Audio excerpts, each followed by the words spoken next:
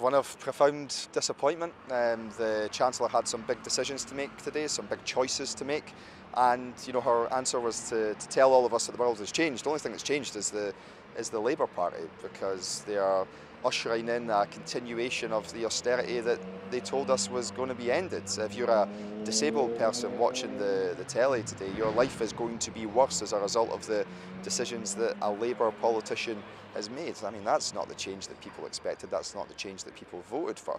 Now, if the Labour Party wanted to respond to the global instability that exists, there was some easy options for them. They look at their fiscal rules and try and copy the footprint that's been set out by Germany as to what could happen. They could step away from their binary taxation position, which helps absolutely nobody, or of course they could try and change their position, soften their rhetoric and their language on the European Union, the single market, the customs union, to get growth into the economy. Because the two things that we heard today, the most important ones I suppose, were the fact that growth is down, inflation is up. People are going to be poorer as a result of the Labour government. That's not the change we voted for. I've probably outlined some of the main things that we would have done there. We wouldn't be in a position where we're outside the single market and customs union. We think it's absolutely integral to the success of the Scottish economy and the UK economy to be trading with your nearest and dearest allies. Tens of billions of pounds is getting ripped out of the UK economy on a yearly basis, and yet this place just doesn't talk about it. It doesn't want to engage in that discussion. It's unfathomable. The fact that the Labour Party are sticking to these fiscal rules and these taxation policies so rigorously to try and appease a certain cohort of society is something that I don't understand, because there's easy solutions in there for them that mean that they don't have to go after disabled people or pensioners or people living under the two-child cap or small businesses or medium-sized businesses or the WASPy women who they've broken promises to. Right across society right now, people are frustrated and angry that the change they were promised hasn't been delivered. And you don't need me to tell you that. All you've got to do is look at the faces of the Labour Party politicians in that chamber there today, because it was doom and gloom. They know that they weren't elected on this platform, but they're going to have to live with it because they don't have the backbone, most of them, to stand up to the Chancellor and the Prime Minister. Yes, Nobody's saying to insult the President of the United States, but what I'm saying is the Chancellor needs to spell out to the public what that instability stems from, and she's not doing that. The Defence Secretary wouldn't do that this morning either. We have an unreliable ally in the United States right now, and we all know that. The public acknowledge that. They understand that. They don't quite like the guy based upon the opinion polling that I've seen, but that's neither here nor there. I understand the Prime Minister's trying to act as a bridge, but as it stands, it looks like he's going to end up in the Atlantic. He has a easier bridge to build back to the European Union, which is where his focus should be. It should have been there from the beginning of this Labour government, but he has no choice now because of the impact it's having upon his government. By all accounts, what looks like is going to happen is the UK is going to shred some of its digital services tax, which is taxes on some of the biggest companies in the world who access services here. It's maybe going to water down some of its policies in relation to the online safety bill to try and ameliorate some of the rhetoric coming from the States. None of that's good, none of that's positive, and none of that's going to benefit people here. As a rarity, but I actually agree with Ed Davey on many of these points, and I think he's putting them to the Prime Minister quite aptly in the chamber. So there's two separate issues there. When it comes to defence spending, the Chancellor has increased defence spending in future years on the back of a cut in the overseas development aid budget. Now that creates instability elsewhere in the world, which is going to be damaging to us, because that instability is going to be filled by forces such as Russia and China, forces who aren't allies of us and are never going to be allies to us. So by stepping back on that front, we allow those other nations to step in. That's not good for UK security. That's a zero-sum game. That's a very silly stance to take. The Foreign Secretary said that when the US did it, but when the UK did it, he was all for it. Make sense of that as you will. When it comes to the welfare cuts, that is a direct choice that is being made by the Labour Party as a result of their fiscal rules, of their taxation policy, and their inability to want to grow the economy by engaging with the European Union. It's as simple as that. This is a result of Labour's choices. They need to own it, and based upon the faces of those Labour politicians in the Westminster Chamber today, they realise that they need to own it as well. Well, I think deeply disappointing that we've got into this position where she's had to make some serious decisions based around trying to desperately restore fiscal credibility. Now, fiscal credibility means meeting your fiscal targets. Those, she basically, that fiscal target completely evaporated and she went underwater. So I think a precarious time for the economy, actually. No, I think what this government did when it came into office was talk down the economy. They killed business sentiment. They put huge amounts of taxes on businesses. They went out and borrowed a lot of money, spending a lot of money. That's been an inflationary pressure, and that has meant interest rates being higher for longer, and that's affected people with mortgages and businesses. And of course, it's led to a huge increase in the debt servicing costs on our national debt, to which this Chancellor has contributed very significantly, and those are things that are on her watch. On defence, look, we've said all along that we should be reaching 2.5% 3% of GDP by the end of this Parliament. The government is not committed to that. They're committed to defence spending going up to 3% in the next Parliament. So we feel they should be going potentially further, actually, on defence. So look, we need to invest in our defence. We pressed the government very hard to go to 2.5% of GDP by 2027, and they belatedly did that. We think they should go still further in terms of committing to at least 3% by the end of this Parliament. They're currently saying 3% in the next Parliament.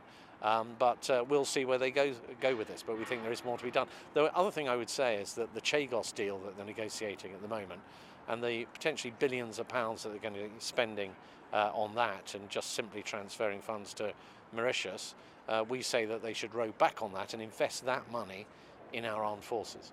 Well, we've seen what's happened with the fiscal rules.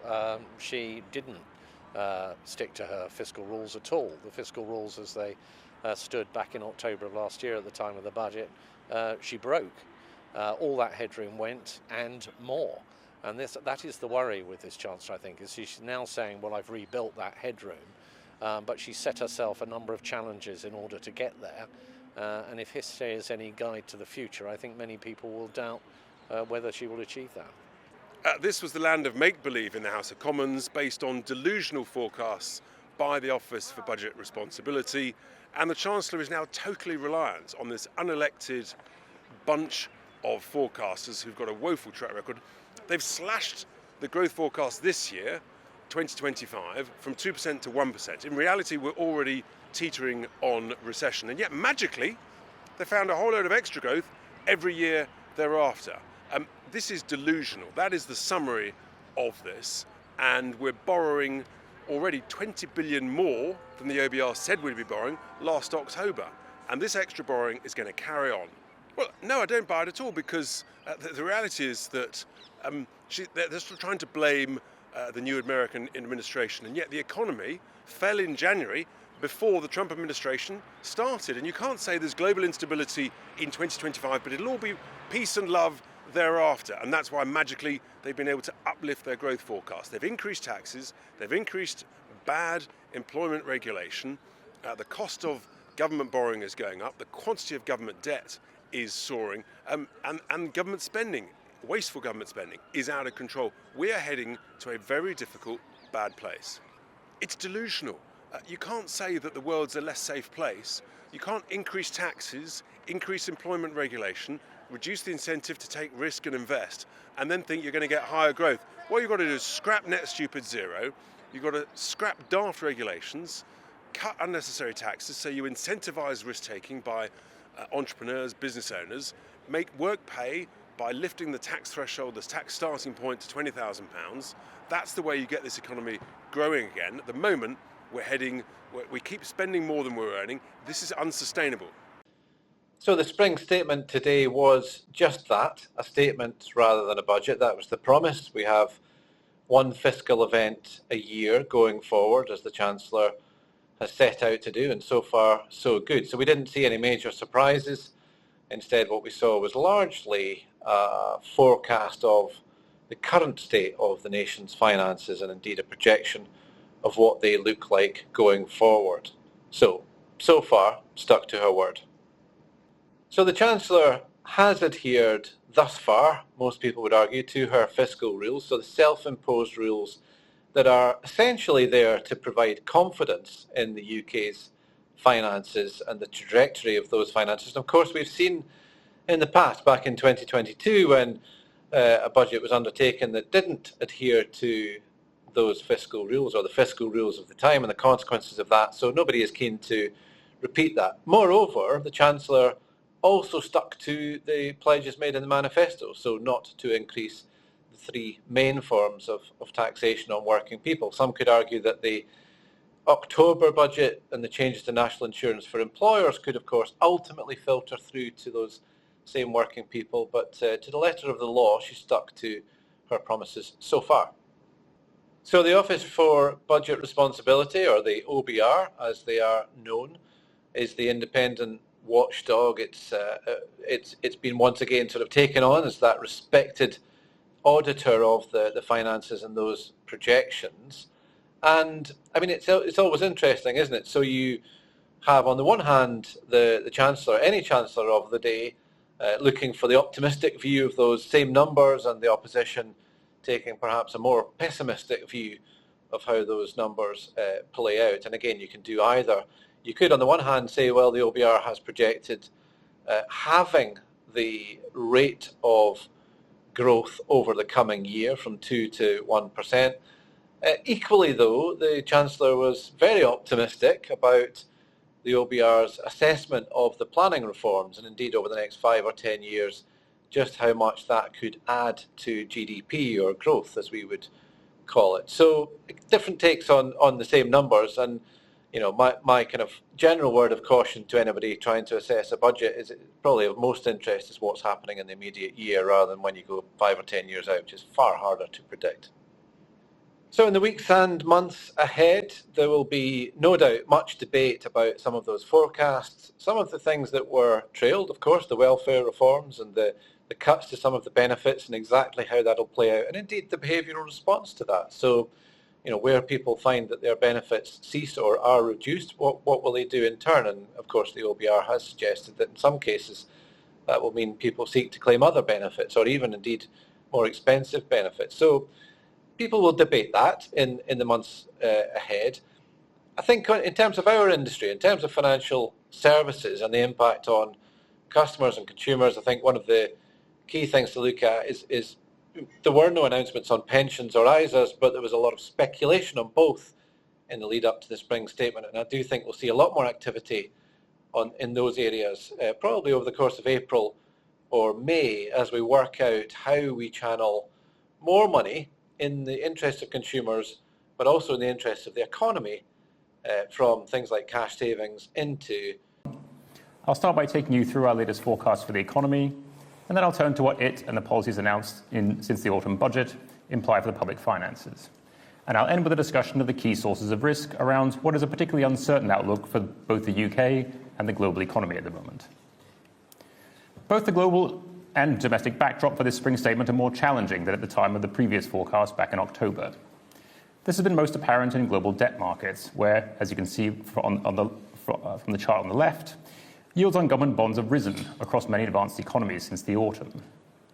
Here in the UK, yields on 10-year gilts have risen by around half a percentage point since our last forecast to around 4.5% when we took a print of financial market expectations for this forecast.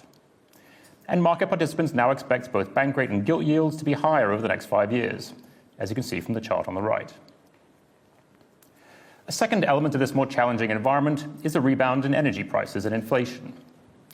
On the back of a colder than expected winter, European wholesale gas prices are now expected to start rising again to a peak of around 130 pence per therm, over 30% higher than assumed in our October forecast.